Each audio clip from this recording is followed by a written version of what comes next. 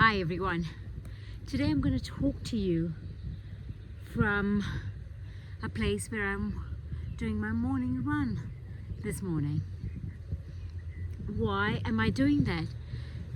Do you know, in our hustle and bustle and our motivations to make money, prove a point, make a difference in the world, whatever it is that you aspire for, dream about, let's not forget that life, your ambitions, your aspirations, they all only matter so long as you're alive. Once you're gone, it's gone forever. And so today I'm going to talk to you about why it's important for you to take time out and breathe in the healing of nature, whether you've got massive amounts of nature where you are, or perhaps just one rose plant in the balcony where you live. It's also important for us to activate our physical bodies, so then our mind can be activated, our spirit can be nourished. Why do I say that? Look, I'm a scientist, a social scientist. I don't believe in la la land of, I'm not a spiritual teacher or follow anything in particular, to be honest.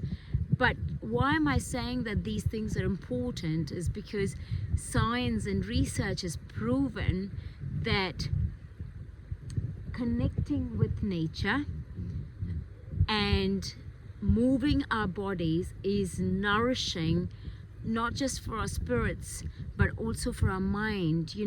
The gray matter that lives in between these two ears, no matter how beautiful you look, no matter how many thousands of dollars you spend looking after yourself physically in terms of looking good, if you're not nourishing your mind, your life will not,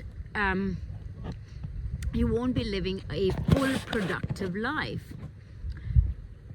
What does it mean, you say, by nourishing the mind, by just exercising? Because you see, you can't massage the insides of your brain, and you can't just take drugs, or you could, but that's just a temporary relief system that has adverse consequences in the long run. But through movement, through connecting with nature, through smelling the flowers, you can increase the goodness that you take in and release the badness. Now I'm using simple terms, I'm not going to be using scientific terms, because at the end of the day, it's about people understanding and being able to communicate in a language that we all speak. So just think of it, forget all these complex terminologies like cortisol and oxytocin and everything else, which I can talk about it, or you can go and do your own research. But this video is a simple video. Want good in your life? Want clarity? Want peace?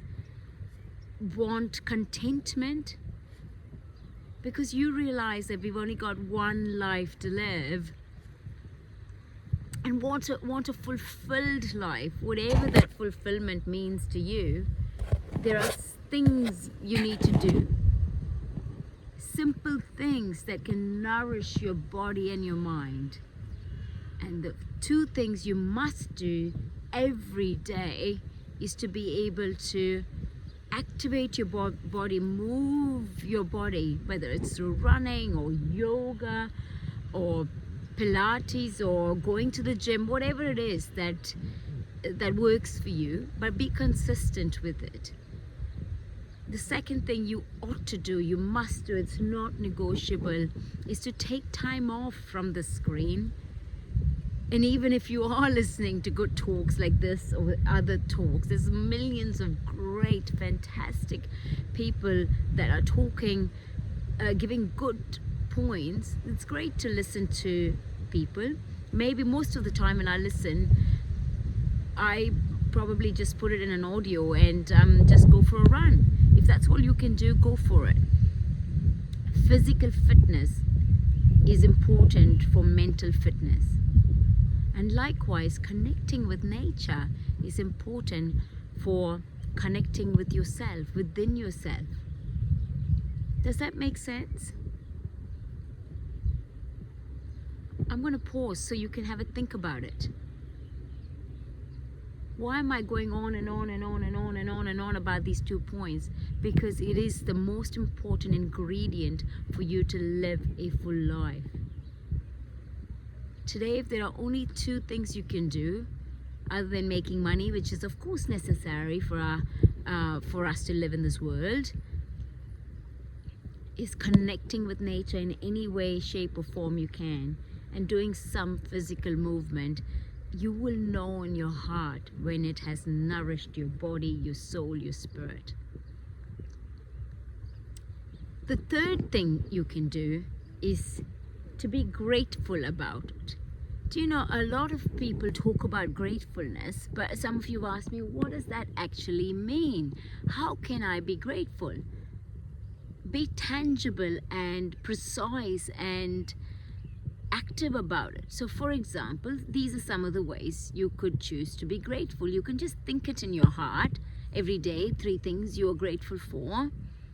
But that sounds a bit fluffy, doesn't it? Because when you just think, thoughts are like fish, they swim away.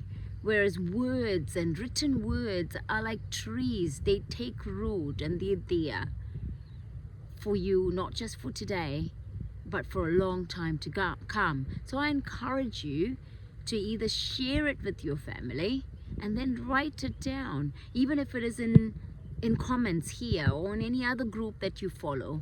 Write down the thoughts that you are grateful for every day. In my family, before we go to sleep every night, everybody must say at least 3 things that they are grateful for. Because you know what? No matter where you are in life and what your circumstances are, there are at least 3 things that are good that's happened to you in your life. I challenge you this. If you think you have nothing grateful for, write to me, post in comments and why you think that. So for me, it's only in the morning. I'm already grateful for so many things. Let me give you a list of the things I'm grateful for, and it's not quite 10 o'clock yet. I'm grateful that I didn't die in my sleep last night. I woke up, I'm breathing. I'm really grateful that there's no terrorists or anyone attacking my house at the moment. I'm grateful, and I must be, look at me where I am, that I live in one of the most beautiful parts of the world. I'm grateful that I'm able to talk to you, and I'm grateful that you're listening, and I'm grateful that in some little way I can make a positive difference in your life, and you can then go and make a positive difference in many other people's lives. I'm grateful that I can talk. I'm grateful that I can walk. I'm grateful that I can run. I'm grateful that I had breakfast today. I'm grateful that I've got a car. I'm grateful that there's a gentle breeze just kissing me this very moment. And these are just some of the things I'm grateful for, and it's not quite 10 o'clock. So if you're a person that loves taking videos or talking on social media, you know, we're not going to talk about the positives and negatives of social media in this post. Why don't you just write about it to your friends, in this video, in comments in this video, in a WhatsApp group? Write every day what you're grateful for, and then you'll find at the end of the year, you know, life wasn't so bad after all. Remember, life is the greatest gift of all, and in and of itself is something to be grateful for. And secondly, for most of us, living life in peace is something we ought to be grateful for. And thirdly, the fact that we've got opportunities around us waiting for us to grasp them so we can live a full life is something we ought to be grateful for. Do you know what? Do the gratefulness journey. Whether or not anyone is listening to you, watching you, anyone else even cares, it doesn't matter, because in your mind, you see, your mind and your brain is wired in a way that it believes what you think. If you think, and this is proven by science, if you think you're worth it, if you think you're grateful for various things, your mind puts a big tick and does more of it.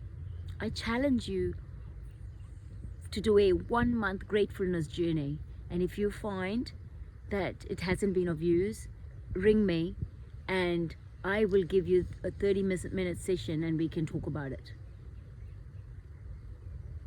Today, my friends, the 3 things you need to take away from this is you must activate your body physically every day so your mind can be activated. You must connect with nature. And thirdly, you must find things you are grateful for. I am Dr. Jessica. Be safe, be true, and sparkle wherever you are.